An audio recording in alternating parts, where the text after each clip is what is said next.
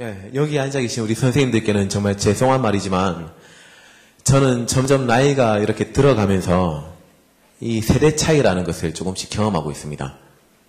제가 청소년 시기 때만 하더라도요, 좀 이 어른 세대들을 바라볼 때에 왜 이 우리의 문화, 그 당시 때에는 X세대라고 그렇게 불렀는데 우리들의 이 문화를 저 사람들이 왜 이해해주지 못하는지에 대해서 제가 도저히 이 용납이 안 되더라고요.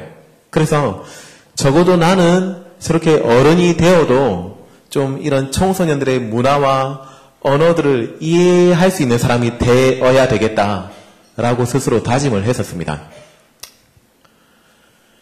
그리고 지금 거의 한 15년 정도 이 시간이 지났는데 뭐 사실 그렇게 많이 지난 건 아니죠. 여러분들하고 별로 차이가 많이 나는 것도 아닌데 벌써부터 이 세대 차이가 느껴지더라고요. 한 번은 인터넷을 검색하다가 민폐류 갑이라는 단어를 제가 발견하게 되었습니다. 요즘에는 이 잘 보이지 않지만 옛날에는 집집마다 이 커다란 성냥갑이 있었거든요. 굉장히 큰 성냥갑이 있어가지고 그걸로 이제 이 불로 쓰고 했는데 제가 성냥갑은 잘 알았지만 민폐류 갑이라는 것은 제가 처음 들어왔습니다. 도대체 그 민폐류 갑은 뭘 보관하는 상자인가 싶어가지고 그 단어를 클릭하는 순간에 제가 생각한 단어가 아니라는 것을 제가 깨닫게 되었습니다. 우리 선생님들은 저처럼 절대 이 단어를 어떤 뭐 사전, 국어 사전에서 검색한다거나 이런 오류를 범하지 마시기 바랍니다. 아무리 검색해도 절대 나오지 않습니다. 말 그대로 민폐 중에서도 정말 이 갑, 최고를 뜻한다는 그런 표현을 민폐류 갑이라고 그렇게 말을 하더라고요. 어른들이 이 청소년들의 언어와 문화를 이해하기 어려운 것처럼 또 하나의 문화와 어떤 언어들을 공유하기가 어려운 그런 단체가 있습니다. 그것은 바로 군대입니다. 군대. 그래도 어느 조사 결과를 보니까 이 여자들의 이상형을 뽑아놓은 걸 보니까 군인이 거기에서 2위를 차지하더라고요. 여자들의 이상형 선호도에서. 1위는 이제 민간인이고요. 2위가 군인입니다. 중요한 건 3위는 없습니다. 군대에 가면은 거기에서만 쓰이는 여러 가지 단어들을 정말 처음 듣는 단어들을 많이 경험하게 되는데 그 중에 하나가 구타유발자라는 단어가 있습니다. 들어본 적 있습니까, 여러분들? 요즘에는 군대 용어들이 좀 많이 퍼져가지고 아마 좀 익숙한 그런 친구들도 있을 것입니다. 내가 구타유발자인가? 그렇게 생각하는 친구들도 있을 거고요. 이 주위 사람들로 하여금 구타를 하도록 만드는 어떤 굉장히 특별한 능력을 가지고 있는 사람을 가리켜서 구타유발자라는 표현을 씁니다. 그래서 이 사람은 이 대하게 될 때 특별히 좀 조심하면서 대하라고 이 구타유발자라는 표시를 어떻게 해주냐면은 그 군복에 보면 여기 어깨에 노란색으로 스마일 그림이 딱 되어 있는 이 견장이라고 하는데 그거를 이렇게 딱 어깨에 붙여줍니다. 그래서 제가 제대할 때쯤 되니까 군인의 이 군대에 오는 모든 이등병들, 군대 온 지 얼마 안 된 사람들은 전부 다 구타유발자로 다 분류가 돼가지고 그 이등병들한테는 전부 다 노란색 스마일 견장을 이렇게 달아주더라고요. 아마 우리 남학생들도 좀 이따가 군대 가면은 그 스마일을 양쪽 어깨에 붙이고 다니게 될 겁니다. 참 귀엽습니다. 보고 있으면. 제가 군대에 가고 한 달 뒤에 신병이 한 명 들어왔는데 이 신병이 바로 그 유명한 구타유발자였습니다.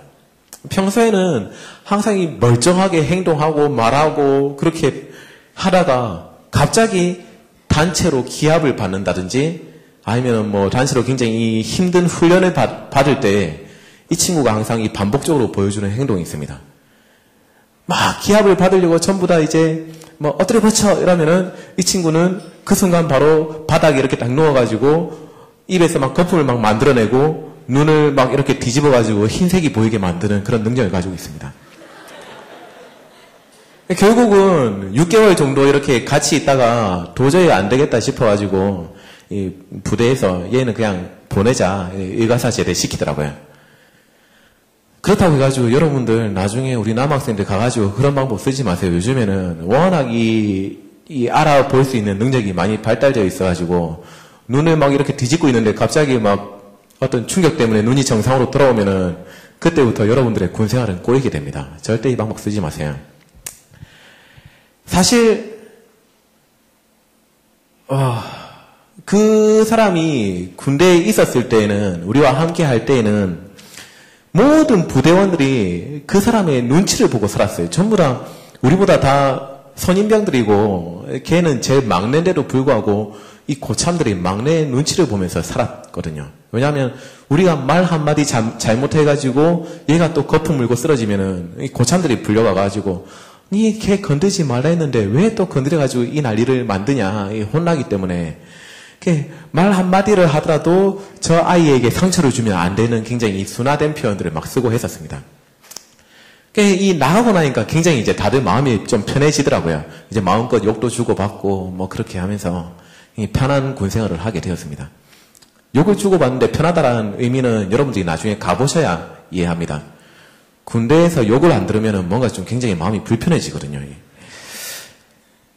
제가 남 이야기를 했지만 우리도 살다 보면 우리 자신이 언제든지 다른 사람들한테 민폐를 끼칠 때가 있습니다. 저는 지금은 자전거를 취미삼아 굉장히 잘 타지만 처음 자전거를 탈 때만 하더라도 정말 힘들었습니다. 왜냐하면 저는 균형 감각이 너무 없는 사람이거든요. 초등학생 때 막 이 평균대 시험을 칠 때에도 제가 이 걷다가 끝까지 평균대를 걸어 가본 적이 없었습니다.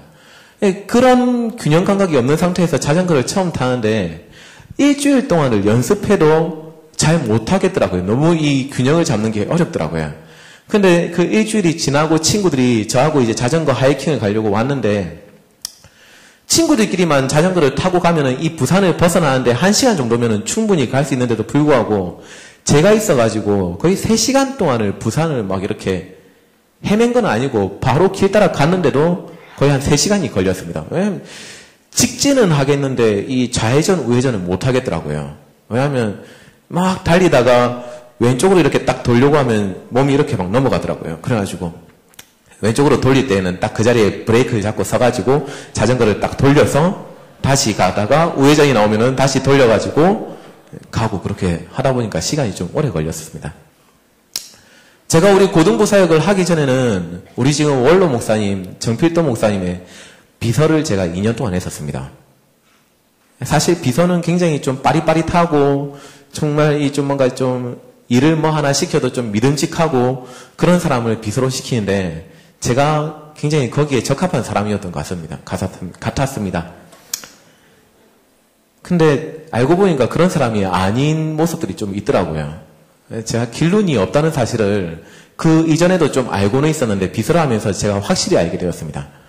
한 번은 우리 목사님을 모시고 서면에 있는 롯데백화점에 갈 일이 있었거든요. 그래가지고 롯데백화점 막 가는데 제가 가는 길을 모르니까 목사님께서 알려주시더라고요. 요렇게 가가지고 저 앞에서 우회전해, 여기서 좌회전해, 저쪽 골목으로 들어가면 돼.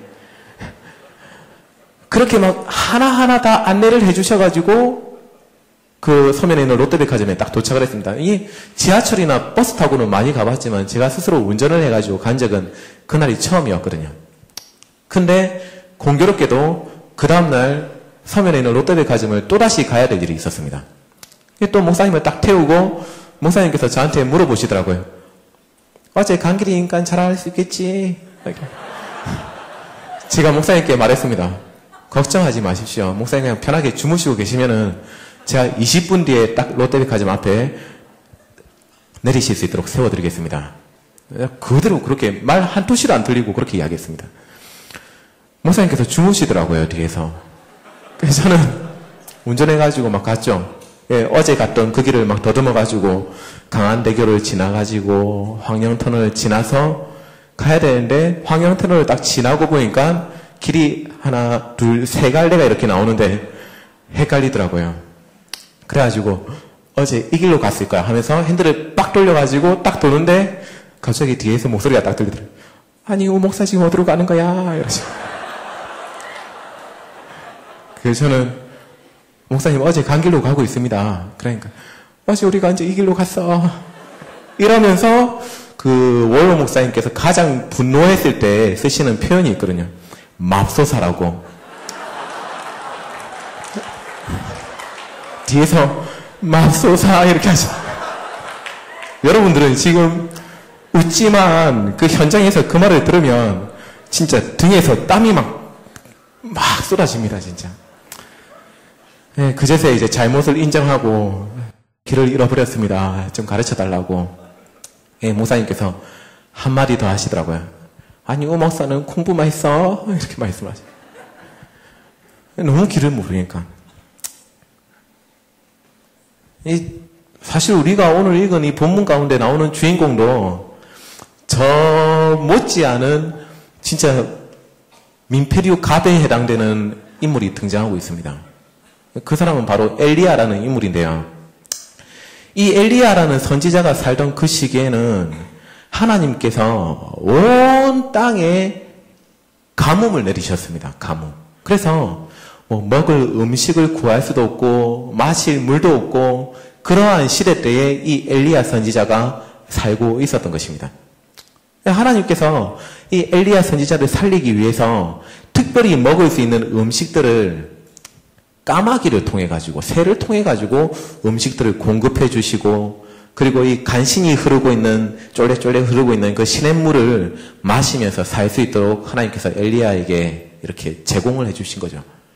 근데 워낙 가뭄이 심하니까 그 시냇물도 시간이 조금 지나니까 금방 말라버리잖아요. 더 이상 마실 물이 없으니까 여기서 더 이상 살 수가 없게 된 거죠.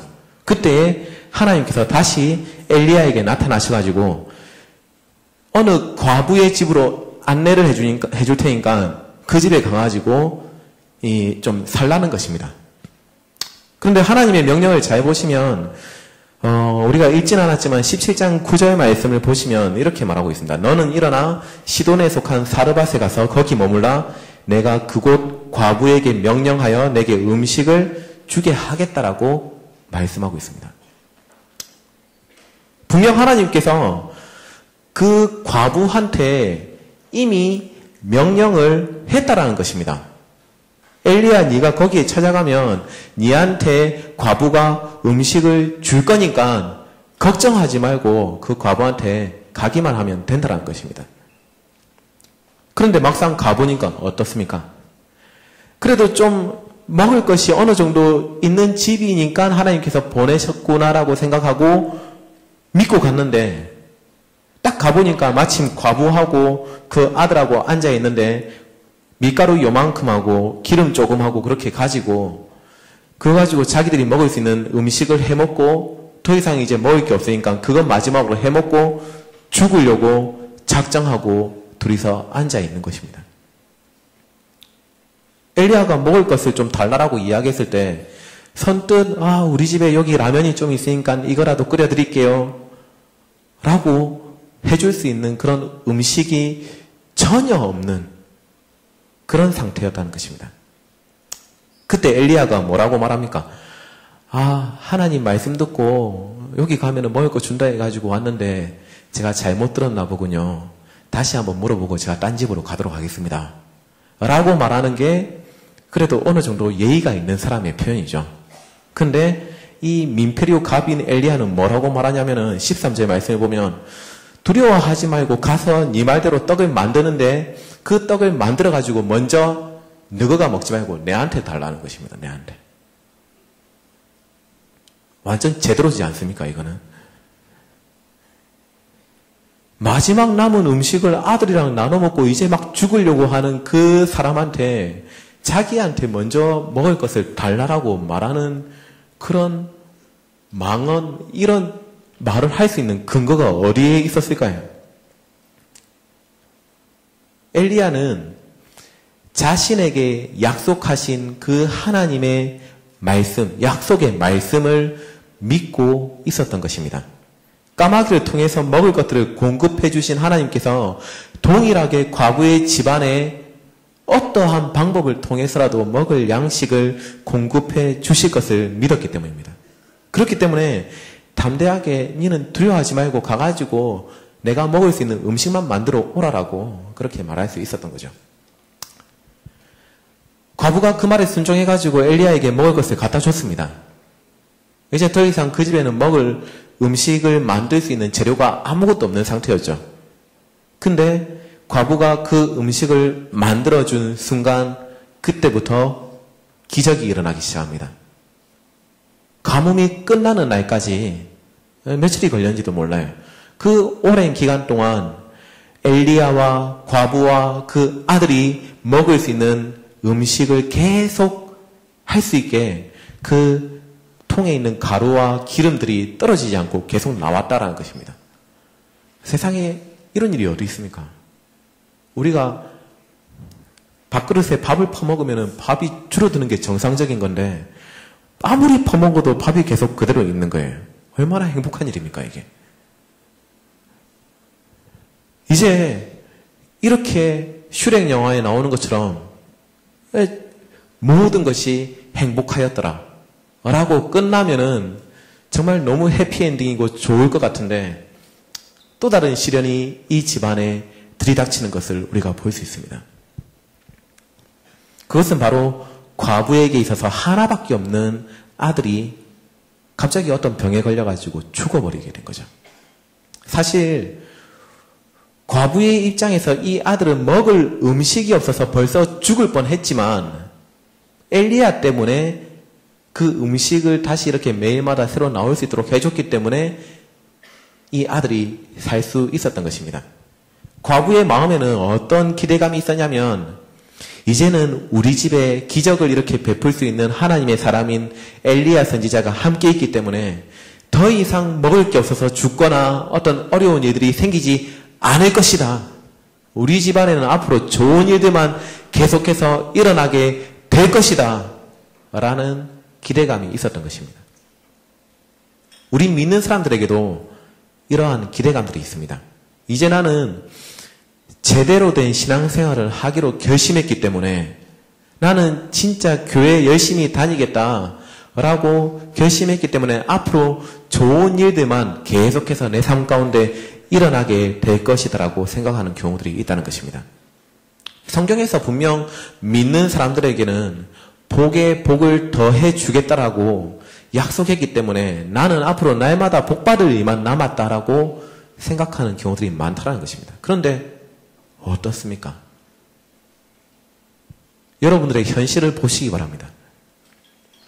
오히려 제대로 된 신앙생활을 하기로 결심한 날부터 고난이 더 생길 때가 있습니다. 잘 되던 사업이 갑자기 막 망하기 시작하고요.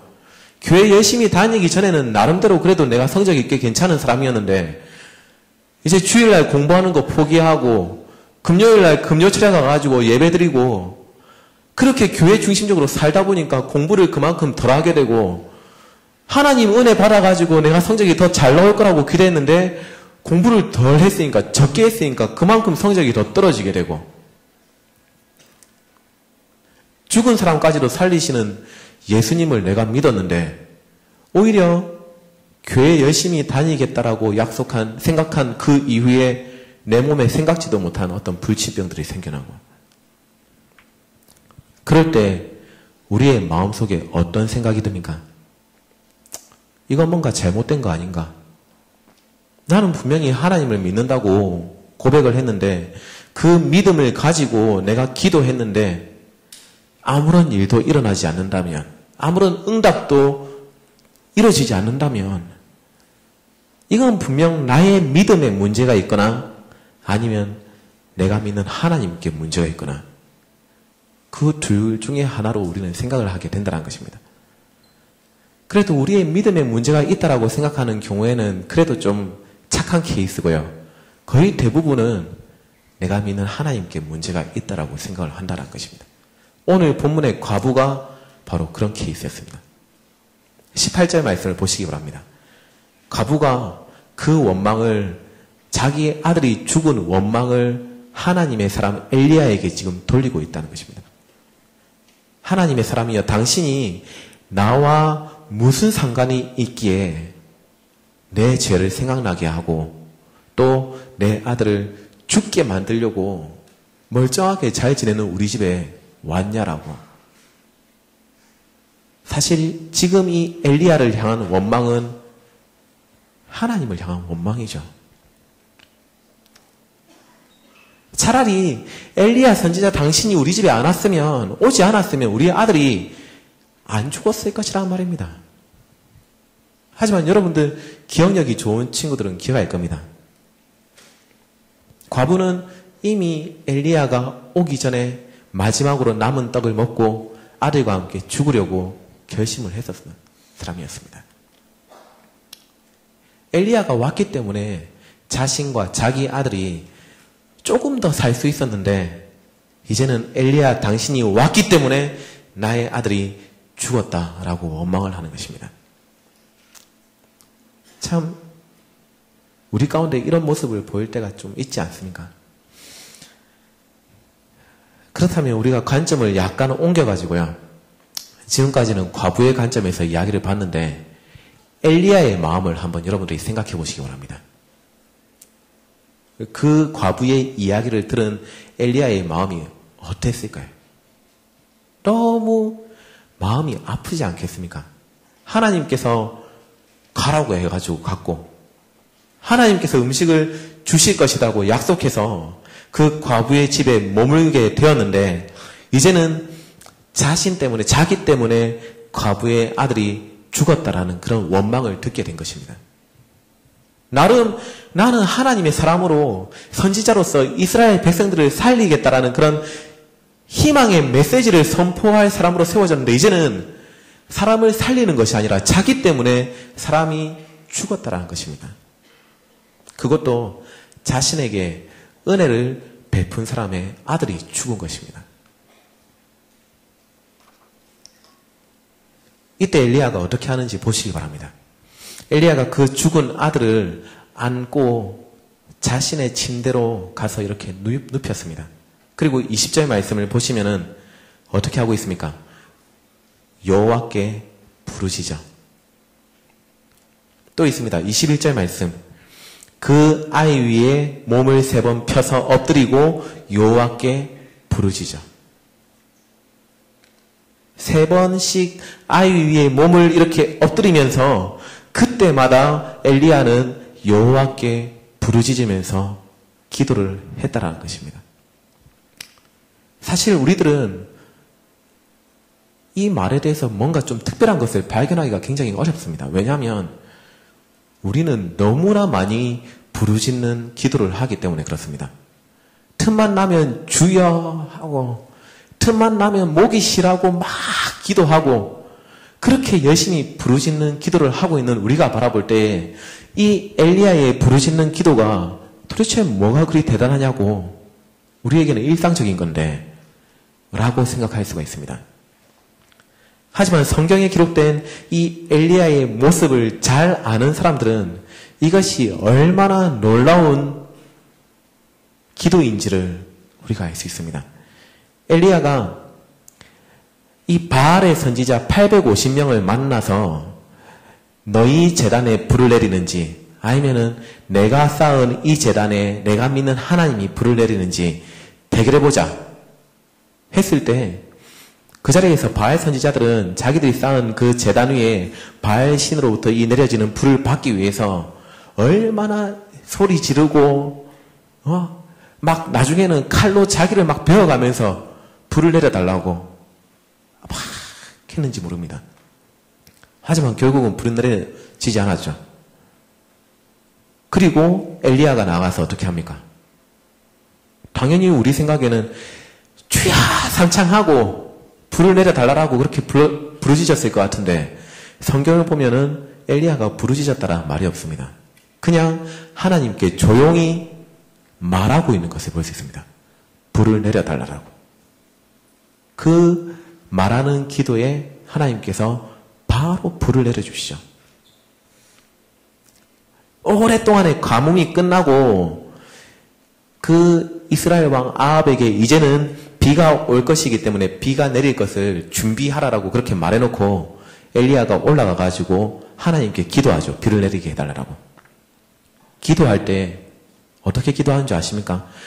주야 비를 내려주시옵소서 라고 기도할 거라고 생각하지만 실제로 엘리야가 기도하는 모습을 보면 무릎 위에 자기의 머리를 끼워놓고 그렇게 기도하고 있었다는 것입니다. 어디에도 부르짖었다는 말이 없습니다. 이방의 이방을 섬기는, 이방신을 섬기는 이스라엘 여왕으로 있었던 이세벨로부터 자기 목숨이 위협당할 때, 내가 니를 죽이겠다라는 그런 소리를 들었을 때,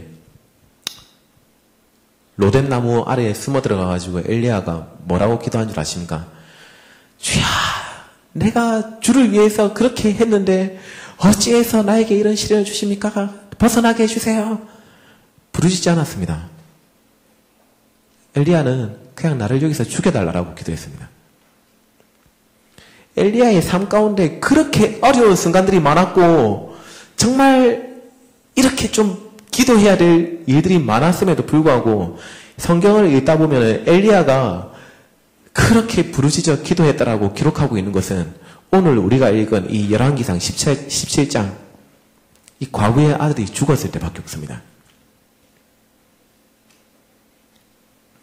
엘리야가 그 아들을 위해서 그렇게 처음이자 또 마지막으로 정말 부르짖어 하나님 앞에 기도할 때 어떤 일이 일어납니까? 모든 상황을 바꿔주시는 하나님의 역사를 우리가 볼 수 있습니다. 22절 말씀입니다. 여호와께서 엘리야의 소리를 들으심으로 그 아이의 혼이 몸으로 돌아오고 살아난지라. 이 사실을 믿으십니까? 그 아들이 살아났다는 사실을 믿으십니까? 사랑하는 우리 고등부 여러분, 습관처럼 설교 시간이 끝나고 해오던 그 자리에서 일어나십시오. 주여 부르짖고 기도하겠습니다. 그런 정말 습관 같은 그런 기도 말고 여러분들이 언젠가 한번 진심으로 여호와 하나님께 부르짖어 기도해 보신 적이 있으십니까? 여러분 몸에 진짜 정말 잘 낫지 않은 어떤 병 때문에 내가 진짜 이거 오늘 해결해야 되겠다. 정말 그 믿음을 가지고 부르짖어서 기도해 본 적이 있습니까? 가정에 있는, 여러분들의 집안에 있는 어떤 어려운 상황 때문에 부모님이 갑자기 이혼한다고 말하고 집안의 상황이 형편이 어려워지고 관계가 틀어져 나갈 때 내가 정말 수련회 가고 싶은데 상황적으로 볼 때는 도저히 갈 수 없는 상황 때문에 낙심하고 있을 때 진심으로 그런 문제를 놓고 하나님 앞에 부르짖어 기도해 보셨습니까? 저는 이 시간 우리가 같이 한번 기도하기를 원합니다. 먼저 우리의 믿음 때문에 내가 이 신앙생활을 한다라는 것 때문에 교회를 나가는 것 때문에 오히려 상황이 더 어려워져서 문제가 더 악화되어서 없었던 힘든 부분들이 생겨난 것 때문에 감히 하나님 앞에 불평한 것들이 있다면 이 시간 회개하시기 바랍니다. 그리고 진심으로 기도하시기 바랍니다. 주님, 지금 나에게 있는 이 문제를 주님께서 해결하여 주시옵소서. 나의 이 세상의 의학으로는 고쳐지지 않는 이 아픔들, 질병들, 정신적으로 내가 받고 있는 이 고통들, 주님, 이 시간 내가 부르짖어 기도하길 원하오니 주님께서 고쳐주시옵소서. 여러분들 이 시간 믿음으로 부르짖으시기 바랍니다. 우리의 부르짖는 그 기도 가운데 하나님께서 여러분들의 그 소리를 들으시고 그 기도 가운데 응답하여 주실 줄로 믿습니다. 이 시간 우리가 믿음으로 엘리야의 그 심정을 가지고 기도하시기 바랍니다. 주님, 오늘 이 사랑홀 문을 나가기 전에 내가 하나님으로부터 응답받기를 간절히 소망합니다. 주여 나의 기도 가운데 응답하여 주시옵소서. 이 시간 다 함께 주여 한번 부르짖고